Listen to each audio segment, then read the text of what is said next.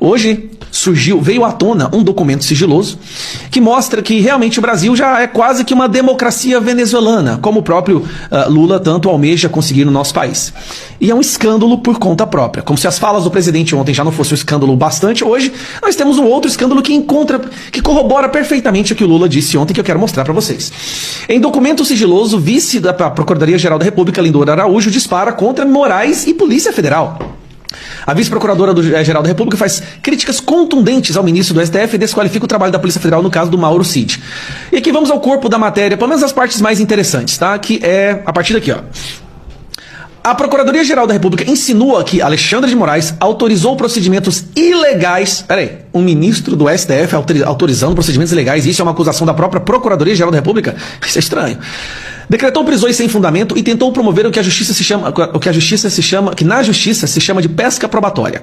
Uma diligência autorizada sem um fato que a justifique, tendo como objetivo real colher alguma prova aleatória de um crime. Como se sabe, a Polícia Federal prendeu no início de maio o tenente-coronel Mauro Cid e o ajudante de ordens do ex-presidente Jair Bolsonaro. Ex-ajudante de ordens, né? A ação determinada por Alexandre de Moraes ocorreu no bojo de uma investigação que apurava a participação do militar num caso de falsificação de cartões de vacinação. Na ocasião, porém, por determinação do ministro, foram apreendidos os telefones dele e da esposa.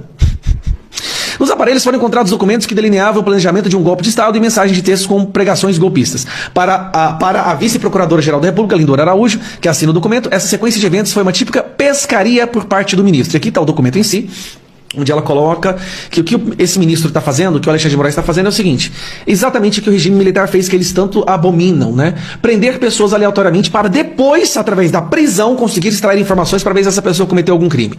Prenda inocentes e aí a gente vê se essa pessoa é criminosa ou não. Isso é democracia? Relativa do Lula. Segundo a procuradora, não havia nenhuma justificativa plausível para a prisão preventiva do ex-ajudante de ordens e de outros 2 ex-auxiliares de Jair Bolsonaro também envolvidos no caso da carteira de vacinação. Assim como do Anderson Torres, não há nenhuma justificativa. Max e Sérgio Cordeiro. Os elementos apontados são por demais incipientes a recomendar quaisquer diligências ou medidas em face dos investigados, sob pena de se validar a pesca probatória, a semelhança de outras investigações em curso no âmbito do Supremo Tribunal Federal. Ou seja, não é só nessa investigação que ele está fazendo pesca probatória, é em outras. Pesca probatória, sair prendendo pessoas aleatoriamente, confiscando celulares, confiscando computadores, para a partir daí ver se essa pessoa cometeu algum crime ou não. Isso não existe em nenhum Estado democrático de direito, isso não existe em nenhuma democracia, a não ser na democracia relativa do Brasil, que o Lula apoia. Revelada por Veja, 2 semanas, a perícia dos celulares encontrou vários documentos, roteiro para o estado de golpe, tal. Vamos ver aqui embaixo, aqui, ó. Não, cadê a parte aqui que fala do regime militar?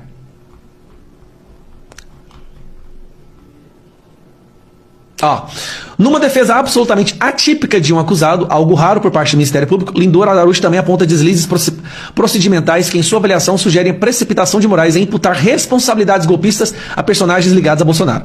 Ela reclama de o ministro ter autorizado a análise do e-mail pessoal de Mauro Cid sem um pedido formal da Polícia Federal. Enumera a falta de formalização de atos processuais e questiona a forma como os investigadores teriam concluído que um golpe de Estado havia sido cogitado nos estertores do governo passado. Em duras palavras, a procuradora desqualifica completamente o relatório produzido pela Polícia Federal. Trata-se de uma redação de cunho crítico que até poderia ser encontrada em mesas de cursinhos preparatórios para o vestibular. Nossa, aí ela bateu. Provoca ela, referindo-se ao rascunho encontrado no telefone de Cid. Nossa senhora, aqui ela bateu mesmo, hein?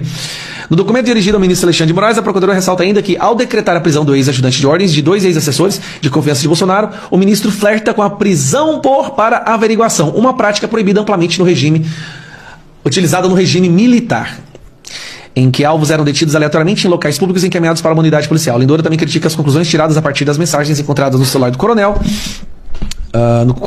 Afirma que ela se resume a mero diálogo entre pessoas comuns desprovidas de conhecimento jurídico ou político suficiente para que tentaram um golpe de Estado. Os documentos e as mensagens são consideradas pelos investigadores como as evidências mais contundentes até agora sobre a suspeita que paira em relação ao envolvimento do ex-presidente golpista. Ai, meu Deus do céu.